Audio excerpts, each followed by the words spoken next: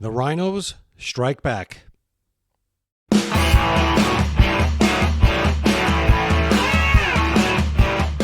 Breaking news this hour, Matt Gaetz is stepping down from his nomination to Attorney General of the United States. Many said this was the most contentious of the nominations made by former President Trump.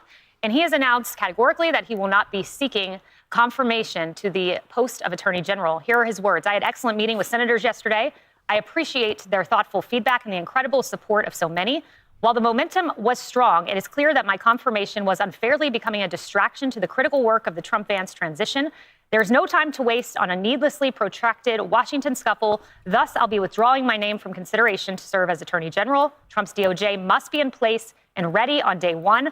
I remain fully committed to seeing that Donald J. Trump is the most successful president in history. In short, the rhinos told him he doesn't have a chance. They're not going to stand behind him. They're going to make sure that ethics report gets put out, and there was just no chance. He was going to be put out, and he wasn't going to get the nomination anyway. They might put it out still, but at least at this point, it's not going to hold Trump up. Maybe Trump's going to get the guy he really wanted now, and Gaetz is going to get appointed somewhere inside Trump's administration. Or, as we're going to see in this report on Fox News, maybe Ron DeSantis makes him the senator to replace Marco Rubio. That would be something. Or maybe Gaetz runs again for his own seat. I don't see that happening. I could see the senator thing happening first, or I could see Trump appointing him to a position that doesn't require Senate confirmation. That'll put him in an even more powerful position. And Trump will get a bulldog attorney general at the same time. We'll see who they're talking about in this Fox report. Let's go. Look, Griff, this was quick. I mean, the appointment came as a surprise to many. And we will see what happens. We know the deputy is Todd Blanche. That was Trump's attorney in his case with Alvin Bragg here in New York. Many suspected that if Gaetz did not make it through, that perhaps Blanche would be elevated. Well, we'll see where it goes. And I think really the question over what Matt Gaetz does next is really fascinating because he resigned from the current Congress. Mm-hmm. He was elected to the next one, but his resignation officially set in motion Governor DeSantis standing up a special election quickly. Gaetz's district in the Panhandle is very Republican. It was always going to be a Republican that replaces him. The question now is, will Gaetz run in his own special election to try and get reelected back to Congress? I don't see that scenario. Question about, there was clearly, Kayleigh, pressure building, sources at Capitol Hill telling me and every other reporter in Washington that this ethics report was likely coming out.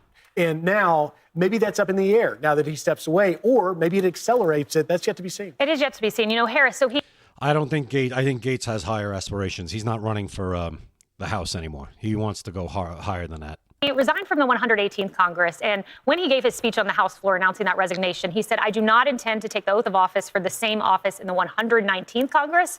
So you have to ask, does he now take that back and try to be a congressman, or does he go away? He said, but you caught what he said, the same office. DeSantis has to appoint, if Michael Waltz, congressman, moves on in his nominated post, if Marco Rubio, senator, moves on in his nominated post, He's got some positions to work with there in that state. Could it be Matthew Gaetz, who then becomes a U.S. senator? That I could see. I could see that type of a move, getting him into the Senate. That would be some 4D chess.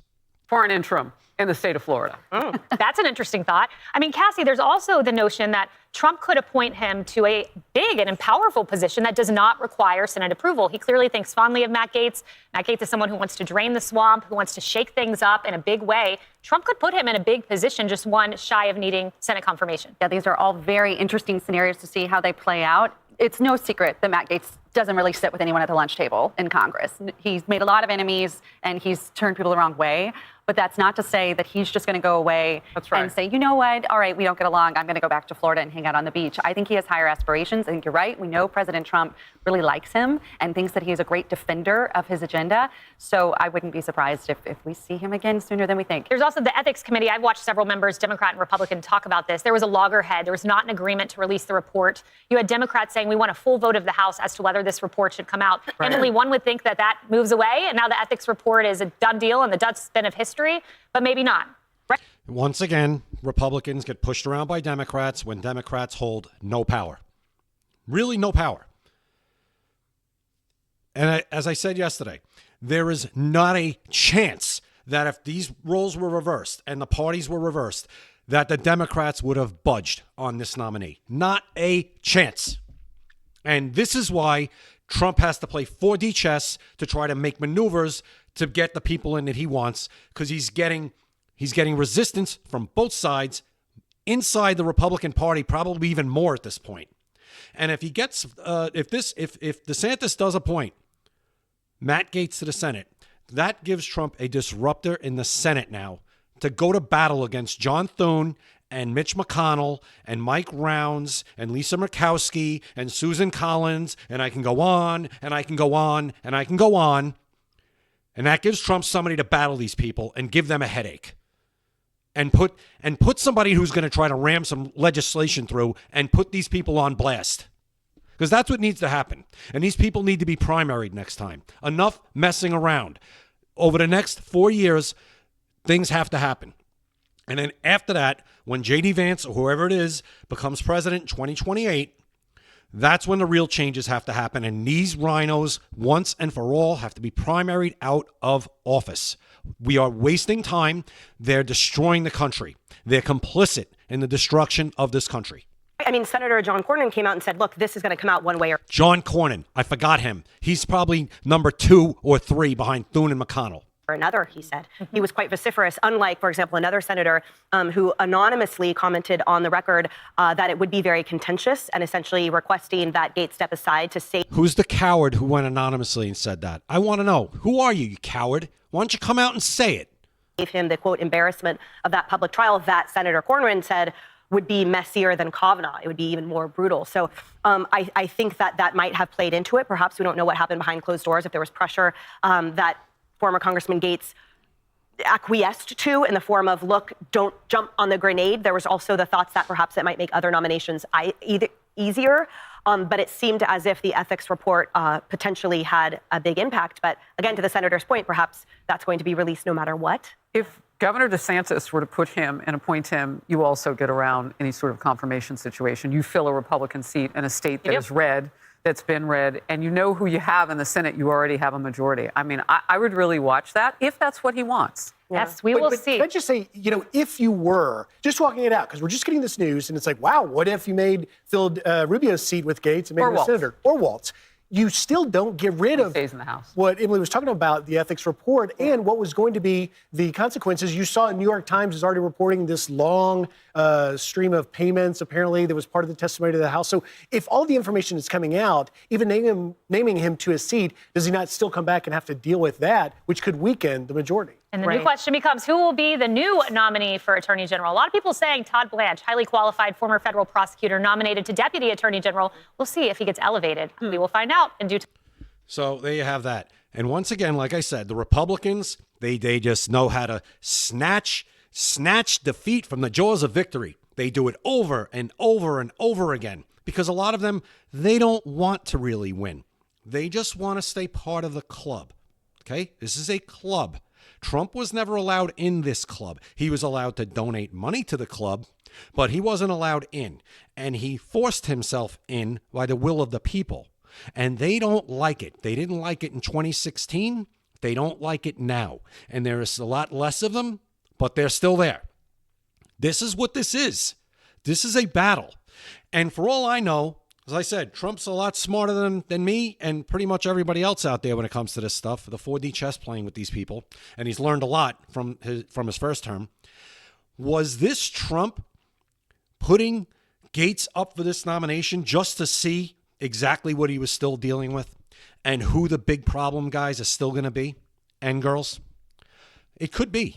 It could be that he wants to know exactly where he stands with who still and how he's going to maneuver the pieces around the board to get around them to get his agenda through. It could be that. Tell me what you guys think in the comments. And tell me if you're just sick and tired. If you're a conservative or a Republican, if you're just sick and tired of these Republicans just continuously just folding. They're cowards. And they're cowards. They're complicit. They're spineless. That's what they are. And as I said, the Democrats, I'll give them one thing. They would never, ever allow this to happen. Ever. They would go down fighting to the last breath to get that nominee through. It does make it easier when you have the media on your side, where the media is not going to leak reports. Because you see, the New York Times is right. The New York Times is releasing payments. How do they have that? We know how they have it, because it's all one big cabal. It's all one team. Democrats, establishment Republicans, the media. It's a uniparty. Okay, so the Democrats do have that to their advantage, but at the same time, nobody jumps ship in something like this. Nobody stays and toes away from the company line. They all toe the line. They don't toe away. They toe with. Okay, they're all pulling in the same direction. So that's the difference. So tell me what you guys think in the comments. If you're as annoyed about this as I am, but let's hope Trump has an ace up his sleeve. As I said yesterday, I think he does. I think he does. I can't see it that he didn't see this coming when he nominated Gaetz. It can't be. Can't be. It better not be. Anyway, I'll leave it there. Please like, share, and subscribe. Continue to follow me at Opinions Vary.